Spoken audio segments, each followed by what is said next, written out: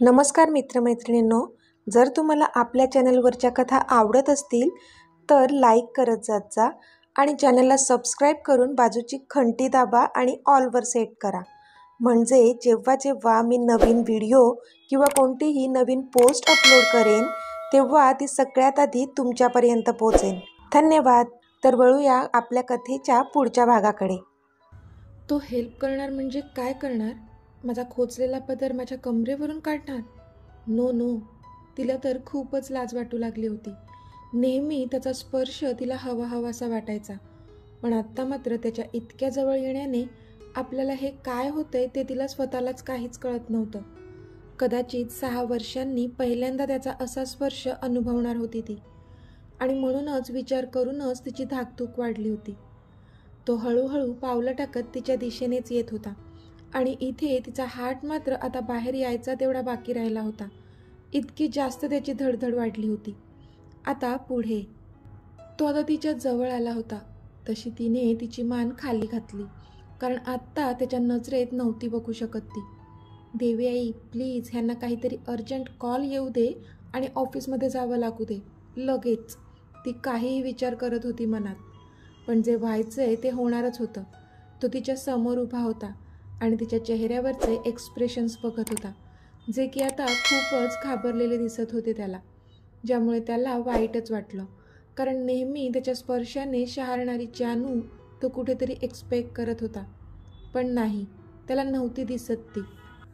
पण जरी तिच्या चेहऱ्यावर त्याला घाबरल्याचे भाव दिसत असले तरी आतून मात्र हलली होती ती, कारण इतक्या वर्षांनंतर ती त्याचा तो मॅग्नेटिक टच अनुभवणार होती, ज्यामुळे साहजिकच भीती, आतुरता, हुरहुर सगळ्या फिलिंग्स एकदाच दाटून आलेल्या तिच्या मनात, ज्याची सध्या त्याला अजिबातच कल्पना नव्हती।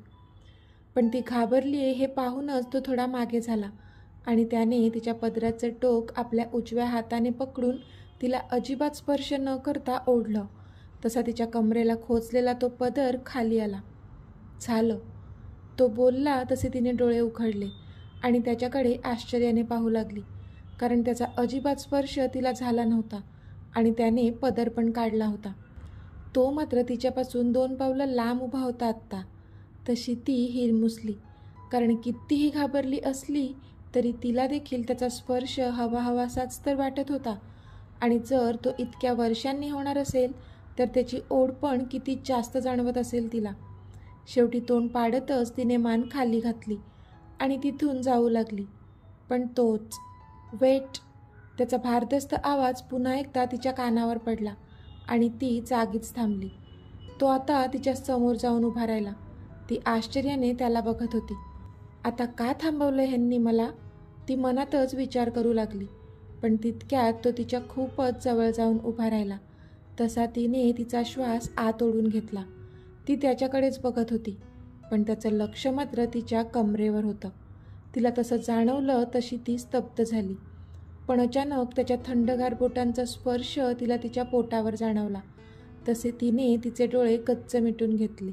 जेव्हा त्याने तिचा खोचलेला पदर ओढला होता तेव्हा तिच्या साडीच्या निऱ्यासुद्धा थोड्या बाहेर आल्या होत्या, आणि आता त्याच नीट करायचा त्याचा प्रयत्न सुरू होता।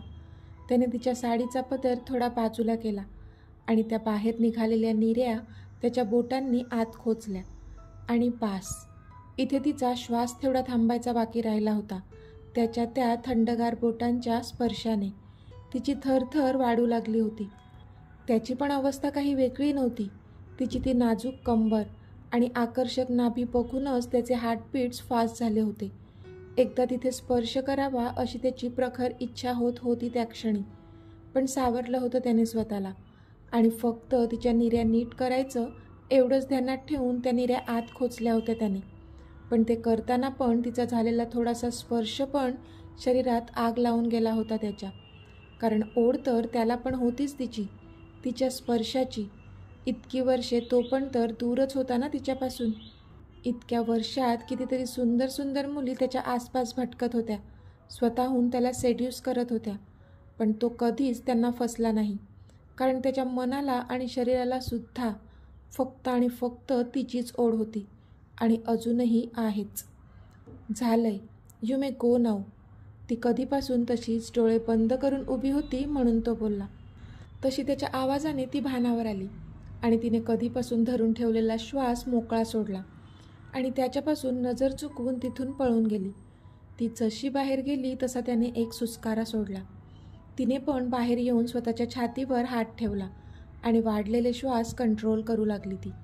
पण धडधड मात्र अजूनही कायम होती तिच्या हृदयाची आणि तिच्या पोटावर अजूनही त्याची बोटं फिरत आहेत असंच वाटत होतं तिला. तसा तिने एक दीर्घ श्वास घेतला आणि तिथून धूम ठोकली. बाहेर रॉनी तिची वाट बघत उभाच होता. मॅम प्लीज, तो गाडीचं दार उघडून तिला बसायला सांगत होता. येस सर, ती बोलली आणि गाडीत जाऊन बसली. पण मनात मात्र अजूनही त्याचेच विचार होते. त्याचा स्पर्श अंगावर शहारे आणत होता. खूप प्रकर्षाने ती सगळं डोक्यातून मनातून काढू पाहत होती, पण तिच्याच्याने शक्य नव्हतं होत ते. मग तशीच सीटला मागे डोकं रेलून झोपली ती. मॅम, तुमचं घर आलंय, रॉनी बोलला तसे तिने डोळे उघडले. तर आता त्यांची गाडी त्यांच्या बिल्डिंगच्या जवळ उभी होती. हा? हो. जानूने डोळे उघडून पाहिलं तर ती तिच्याच बिल्डिंगसमोर उभी होती आणि आता रॉनी तिच्यासमोर गाडीचं दार ओपन करून हसत उभा होता. तशी ती गाडीतून खाली उतरली. थँक्यू सर, ती बोलली आणि आत जाऊ लागली. तसा रॉनी पण तिच्या पाठी गेला. तशी ती अवाक झाली. सर, तुम्ही? म्हणजे तुम्ही गेलात तरी चालेल आता, मी माझी जाऊ शकते, ती बोलली. नो मॅम, बॉसची ऑर्डर आहे तुम्हाला तुमच्या रूमपर्यंत सोडण्याची, तो हसत बोलला. तशी हिने इथे नकारार्थी मान हलवली. हे आणि ह्यांचे बॉस, ती डोळे फिरवत मनातच बोलली. पण सर नको, मी जाऊ शकते आता, तुम्ही कशाला त्रास घेता ना, तुम्हाला उशीर होईल, प्लीज जा तुम्ही आता. थँक्यू, ती कशीबशी बोलली. कारण तिला त्याला आत घेऊन जायचंच नव्हतं, कारण वर मुले असतील आणि तिला त्या दोघांना रॉनीसमोर आणायचं नव्हतंच. सॉरी मॅम, पण मला बॉसची ऑर्डर फॉलो करावीच लागेल, मी बाहेरूनच जाईन, डोंट वरी, तो हसून बोलला. तसा आता तिचा नाईलाज झाला. ओके चला, शेवटी ती पण बोलली, कारण तो बाहेरूनच जाणार होता. पण इथे रॉनी मात्र खुश झाला, कारण घरात जाण्याच्या निमित्ताने त्याला मानवबद्दल काही कळते का तेही जाणून घेता आलं असतं. म्हणून सध्या त्याची एक्साइटमेंट वरच्या लेवलवर होती. त्याने लिफ्टचं बटन दाबलं तशी लिफ्ट खाली आली. त्याने तिच्यासाठी लिफ्टचं दार उघडलं आणि ते लिफ्टमध्ये शिरले. व्हिच फ्लोअर मॅम, त्याने विचारलं. 21st, ती बोलली. तसं त्याने ते बटन दाबलं आणि लिफ्ट वर जाऊ लागली. पण इथे जानूची मात्र जीवाची घालमेल सुरू होती, कारण तो घरात येता कामा नये आणि तिच्या मुलांचं सत्य त्याला कळता कामा नये असंच तिला वाटत होतं. बाहेरूनच निघून जावं त्याने. देवी आई प्लीज, ती देवी आईला विनवत होती. आता लिफ्ट 21st फ्लोअरवर पोचली होती आणि ते जानूच्या फ्लॅटच्या दारासमोर उभे होते. सर, मी आता पोचले, तुम्ही गेलात तरी चालेल, ती कसंनुसं हसत बोलली. खरं तर तिला पण त्याच्याशी तसं वागताना खूप वाईट वाटत होतं. नेहमी अतिथी देवो भव म्हणणारी ती आज मात्र त्याला दरवाज्यातूनच बाहेर पाठवत होती. पण नाईलाज होता तिचा. मॅम, तुम्ही आत गेल्यावर मी जाईन, तो पुन्हा हसून बोलला. तसं तिने डोक्याला हात लावला. फुल ट्रेन केलं ह्यांच्या बॉसने ह्यांना, ती मनातच डोळे फिरवत बोलली. मग नाखुशीनेच तिने डोअरबेल वाजवली आणि दार ओपन व्हायची वाट पाहू लागली. आता दार उघडलं गेलं होतं आणि जानू आत जाणार होती. पण दार कोणी उघडलं होतं? येस, आशूने. आणि आशूला तिथे पाहून त्याच्या तोंडाचा आ झाला होता. सेम आशूची कंडिशन पण तीच होती. तुम्ही? दोघेही एकसाथच ओरडले. तशी जानू मात्र आश्चर्यचकित झाली. तुम्ही इथे काय करताय? आशूने रॉनीला विचारलं. मी मॅमना ड्रॉप, रॉनी बोलता बोलता थांबला. पण तुम्ही इथे काय करताय? रॉनी अडखळत बोलला. त्याला विश्वास बसत नव्हता की आशू जानूसोबत एकाच घरात आहे. हे आमचं घर आहे, आशू बोलली. आमचं? रॉनी एकदा जानूकडे तर एकदा आशूकडे पाहत बोलला. 1 मिनिट, जानू चिडून बोलली. तसे दोघेही गप्प झाले. मला कळेल का हे सगळं काय चाललंय? तुम्ही एकमेकांना कसे ओळखता? जानूने धारदार नजर आशूवर टाकून विचारलं. तसा आशूने एक आवंढा गिळला आणि त्या दिवशी मॉलमध्ये घडलेलं सगळं सांगितलं. तशी जानू तिच्याकडे पाहतच राहिली. म्हणजे मीता जे बोलली होती ते खरंच होतं. ती मीतलाच भेटली होती. ती मनातच बोलली आणि एक सुस्कारा सोडला तिने. पण जानू, तू ह्यांना कशी ओळखतेस? आशू डोळे बारीक करून रॉनीकडे पाहत बोलली. हे रॉनी सर आहेत. आम्ही दोघे एकाच ऑफिसमध्ये काम करतो, जानू बोलली. काय? आशू डोळे मोठे करून बोलली. हो, रॉनी बोलला आणि बत्तीची दाखवून तिच्याकडे पाहू लागला. तसं तिने नाक मुरडलं. सर, तुम्ही निघा आता, जानू बोलली. मॅम, आता इतकं घरापर्यंत आलोय मी, तुम्ही चहा पण विचारणार नाहीत का मला? रॉनी मुद्दाम बोलला. जानूला त्याला घरात घ्यायचंच नव्हतं, पण आता तो समोरून थोबाड उचकटून सांगतोय तर तिचा नाईलाज झाला. ओके, या तुम्ही, जानू बोलली. तशी रॉनीच्या चेहऱ्यावर एक खूप मोठी स्माईल आली. जानूने एकदा आशूकडे पाहिलं तर तिने डोळ्यांनीच तिला इशारा केला की सगळं ठीक आहे. आशूला कळत होतं की ती नक्कीच मुलांबद्दल विचारते. तुम्ही बसा, मी तुमच्यासाठी चहा घेऊन आले, जानू बोलली आणि आत किचनमध्ये गेली. आशूने पण एकदा रॉनीकडे पाहिलं आणि मग ती पण किचनमध्ये गेली. पण त्या जशा किचनमध्ये गेल्या, इथे रॉनीने त्याची डिटेक्टिव्हगिरी सुरू केली. त्याने घरात सगळीकडे नजर फिरवली, पण त्याला कुठेच मानवचा आणि जानूचा दोघांचा असा फोटो दिसलाच नाही. फक्त जिनू आणि मीताचे फोटोज आणि त्या 4 जणांचा ग्रुप फोटो एवढेच त्याला हॉलमध्ये लावलेले दिसले. जर मॅमने मानवशी लग्न केलंय तर मग त्या दोघांचा फोटो का नाही आहे? आणि मानव घरात का नाही आहे?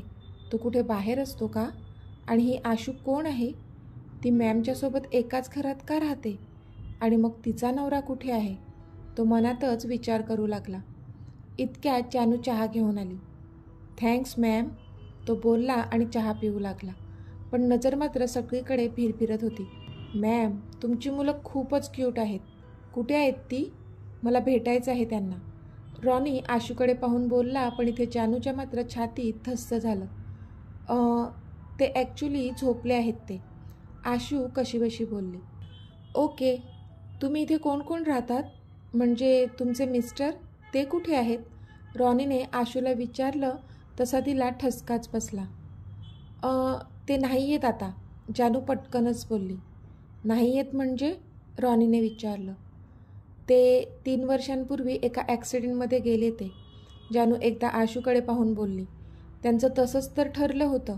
कधी असा प्रश्न इथे कोणी विचारला तर हेच उत्तर द्यायचं. ओ, आय एम सॉरी, रॉनी बोलला. त्याला खूप वाईट वाटलं आशूसाठी, पण आशू मात्र शांतच होती. मी निघतो आता, thanks for special T, Ronnie बोलला. ओके, बाय सर, जानू हसून बोलली. मॅम, एक विचारू, रॉनीने जानूला विचारलं. हां, विचारा, जानू कचरतच बोलली. तुम्ही आणि आशू मॅम एकत्र कशा? म्हणजे तुम्ही एकमेकींना कशा ओळखता? रॉनीने विचारलं. मैत्रीण आहे ती माझी, खूप जवळची, अगदी बहिणीपेक्षाही जवळची, जानू हसून बोलली. ओ, ओके, गुड, रॉनी पण हसून बोलला. मॅम, अजून एक विचारायचं होतं, रॉनी बोलला. तसे जानूने डोळे फिरवले. विचारा, ती बोलली. तुम्ही एकट्याच कशा? मानव सर कुठे असतात? शेवटी तिला नको होता तोच प्रश्न विचारला त्याने. पण आता त्याला उत्तर देणं भागच होतं, कारण हा त्याच्या बॉसचा चेला होता आणि नक्कीच तो जाऊन त्याला सांगणार माहीत होतं तिला. ते इथे नसतात, दूर राहतात आमच्यापासून, 6 महिन्यांनी एकदा येतात भेटायला, तिने सांगितलं. ओके, पण असतात कुठे? त्याने त्याची डिटेक्टिव्हगिरी सुरूच ठेवली होती. Ronnie sir, please, I think आता तुम्ही जरा जास्त पर्सनल होत आहात. मला जास्त पर्सनल प्रश्न विचारलेले नाही आवडणार, प्लीज, जानू त्याला तुटक शब्दात बोलली. तिला नव्हतं तसं त्याला डावलून बोलायचं, पण नाईलाज होता तिचा. Okay, I am sorry ma'am, तो खाली मान घालून बोलला आणि तिथून निघाला. तशी जानू आत गेली, पण दरवाजाजवळ आशू उभी होती. त्याने एकदा तिच्याकडे पाहिलं तर ती पण त्याच्याकडेच पाहत होती आणि जशी दोघांची नजरानजर झाली, दोघांचीही धडधड वाढली. प्लीज टेक केअर, तो हळुवारपणे तिच्याजवळ बघून बोलला आणि निघून गेला. तशी ती त्याच्या जाणाऱ्या पाठमोऱ्या आकृतीकडे पाहतच राहिली. त्याचे ते 3 शब्द काळजाला भिडले तिच्या. काय नव्हतं त्या शब्दात? खूप सारी काळजी, प्रेम, माया, सगळंच होतं की फक्त आपल्याला तसा भास होतोय काही कळत नव्हतं तिला, पण का कुणास ठाऊक एक हलकीशी स्माईल आली होती तिच्या ओठांवर. गोव्याच्या एका सुंदर बीचवर सगळे कपल्स मजामस्ती करत होते. कोणी पाण्यात भिजून रोमांस करत होते, तर कोणी त्या वाळूवर बसून एकमेकांच्या मिठीत रोमांस करत होते. सगळीकडे फक्त आणि फक्त रोमांस सुरू होता. तिथे समोरच एक कॅफे होता, अल्बर्टचा कॅफे. त्या कॅफेच्या वर ते नाव झळकत होतं. तिथे बरीच माणसे कामाला होती, जी सगळ्यांना ड्रिंक्स आणि बाकीचं खायचं प्यायचं सर्व करत होती. तिथेच एका काउंटरवर एक मध्यमवयीन माणूस बसला होता. त्याचे केस लाल आणि ब्लू कलरमध्ये रंगवले होते. त्याने रंगीत फुलाफुलांची हाफ पॅन्ट आणि रंगीबेरंगी स्लीवलेस टी शर्ट घातलं होतं. अल्बर्ट अंकल, फिश करी खूप टेस्टी होती हां. बिल पे करताना एक कस्टमर त्याला कॉम्प्लिमेंट देत होता. अरे थँक्यू माय सन, तुझ्या आंटीच्या हातात जादू आहे ती. अल्बर्ट पण हसून त्याला बोलत होता. इतक्यात एक पॉश गाडी त्या कॅफेच्या समोर येऊन उभी राहिली आणि त्यातून एक तरुण खाली उतरला आणि सरळ त्या कॅफेमध्ये शिरला. तशी अल्बर्टच्या चेहऱ्यावर एक खूप मोठी स्माईल आली. तो त्या काउंटरवरून उठला आणि त्या तरुणाच्या दिशेने चालत आला. Hey dad, I miss you a lot, तो तरुण बोलला तशी अल्बर्टने त्याला मिठी मारली. Kunal, my son, welcome home, Albert बोलला. Yes, you all are right, Mohan Rajyadhyaksha is back. तर मित्रमैत्रिणींनो, आजचा भाग तुम्हाला कसा वाटला ते मला कमेंटमध्ये सांगा. आणि जर आवडला असेल तर व्हिडिओला लाईक करा, शेअर करा आणि चॅनलला सबस्क्राईब करून बाजूची घंटी नक्की दाबा. चला तर भेटूया आपल्या पुढच्या भागात. तोपर्यंत धन्यवाद.